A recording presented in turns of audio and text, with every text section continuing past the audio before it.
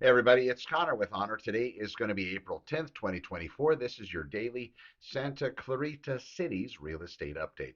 I do appreciate you coming back and visiting. I'm going to talk about what the latest market trends mean for you. And of course, whether you're a first time buyer looking to invest further, please stay tuned for a breakdown of the dynamic changes across all of Santa Clarita Valley. And remember, ConnorWithHonor.com. I do post up all of these videos that I put together each and every day in different pieces because there are different pieces of these videos that will serve folks as a breakdown so they don't have to watch the entire thing. But if you want to finally catch up and see what's happening in real estate, this is really a great place to be. So as far as you, if you're thinking about buying your first home in Santa Clarita, I stay tuned. Later in this video, I'm going to reveal the 5 things renters wish they had known before purchasing their home in our community, and it's definitely a must watch if you're considering making the leap from renting to owning. So stay tuned for that. So as far as market overview goes, I'm going to take a quick glance at the last real estate activities from the past week, covering through Castaic, Canyon Country, Newhall, Saugus, Stevenson Ranch, and Valencia. Here's what's happening in the market. In the coming soon realm, we have 12 properties that are about to hit the market. These offer fresh opportunities for prospective buyers. We do see these releases consistently throughout the week. The heaviest release days, as far as real estate goes, that's going to be, of course, sometime between Wednesday, Thursday, and Friday. People like to release listings on those days, at least the more savvy real estate agents, because you get a full 7 days run as new, and that's going to incorporate and help out the advertising and marketing campaign, at least at the beginning. And realistically, that beginning of a listing, that first glance, that is huge and very important for real estate sellers. Who do not let any agent talk you out of that first pop onto the market, that first exposure, the first release of your property. It's got to be ready. Everything has to be done. I'm talking virtual tours, photography, even before that, the depersonalization. You got to make this thing pop. You got to get ready. And when it gets ready to release, especially in a seller's market, you're going to have multiple buyers jumping on that property, but it has to be prepared properly. New listings, 73 properties have been listed this past week as talking.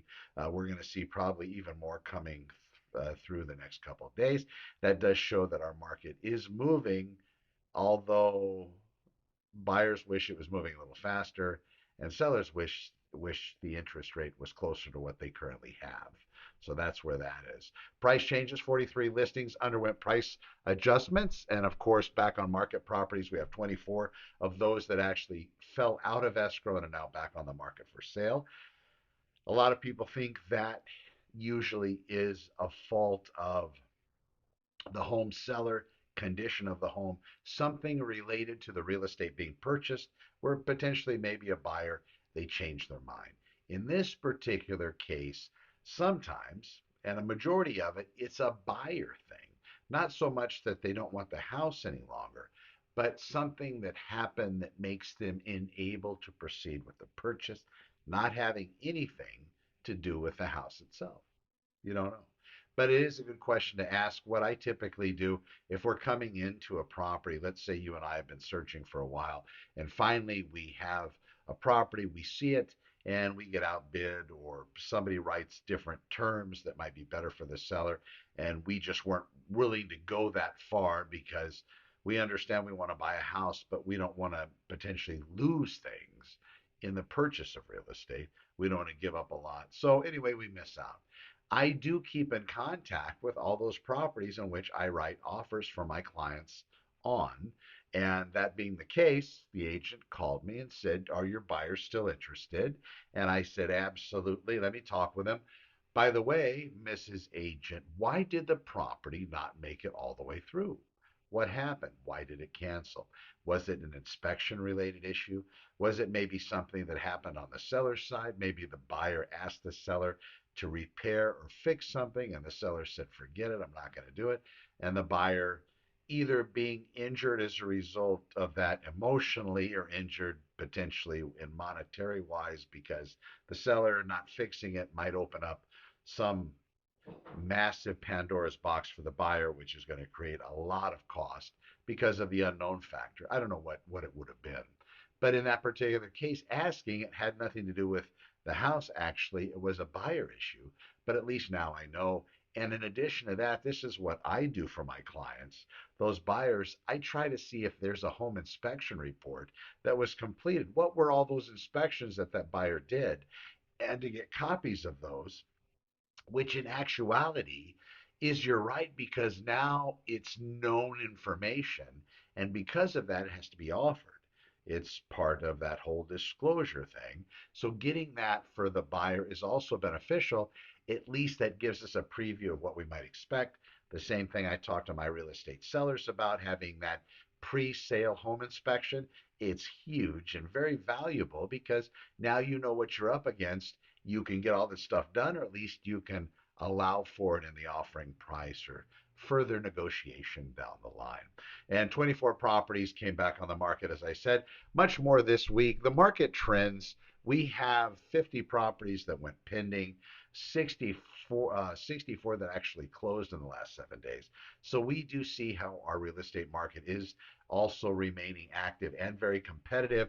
Now, what does this mean for you? Whether you're selling or buying or investing, timing and strategy are very much key components, things that your agent should be advising you about. All right, here's the best part of the show. The 5 things renters wish they knew. This is something that really is very close to heart because I've seen these conversations online. I've seen them in the forums and on Facebook and Instagram. It's really a painful process when somebody goes from finally making the leap to renting to home to ownership, to actually owning real estate, but they didn't expect some of these things. So these are 5 things renters wish they knew before purchasing real estate. They wish they would have known the total cost of home ownership, and I harp on this. My upcoming book will have it. Also, the online systems have it. This is beyond mortgage expenses like property tax, insurance, and maintenance. All of these things can add up. Sometimes buyers, they're very excited to buy, so they see the house. They have been pre-approved for $800,000 and they're very comfortable, let's say, at spending $800,000. They find the house, but then they didn't factor in the other cost, homeowners, different, maybe different kinds of maintenance with the property, maybe extra Melrose taxes, other things that are related to the purchase of the property. They didn't think about it. Number two, the importance of a good inspection. This is something that some of the people that bought, which they would have paid more attention to or paid it more credence. Good home inspector, very important when you're purchasing real estate, saving you thousands of dollars because they identify the problem. And if what they identify is above their pay grade, a good home inspector will say, hey, Jack, you need to hire somebody that does this because they know it better. For example, a foundational issue that might have been uncovered by the home inspector, you're going to want a foundation expert to come out and check it out. All right, so that's good. Market timing, number 3. Understanding when purchasing and to buy can affect both price and selection. So the market timing is something they would have paid more attention to. Number 4, long-term planning, how the community's development plans might influence properties values. That's going to be a locational purchase. But again, if you are purchasing real estate going from basically renting to owning, this is something that you are going to want to consider. What are the changes that are going to be happening in the area? And especially if you're buying in an area that has been as a result of time just underdeveloped, and now because things seem to be on the getting better in the world, right, as far as the economy goes, people are starting to build and invest in uh, commercial properties. Now, we see those changing. Good questions. Number 5, of course, and final, local resources and utilities. Knowing those specifics about the local areas and utilities. There's so much going on out here in Santa Clarita. Knowing what is happening before purchasing just to make sure it's a good fit, that's important to investigate as well. Those are the 5 things that renters wish they would have known before moving to Santa Clarita and actually buying a residence here. And I hope it serves you well. Now, basically, what I can tell you is this. As always, my goal is to keep you informed and ahead of the curve in the Santa Clarita real estate market. Remember, whether you're buying or selling, knowledge is your greatest asset. For more detailed information and personal advice, visit my website, connorwithhonor.com. I do thank you for watching. I'll see you soon. And, well, remember, over and out.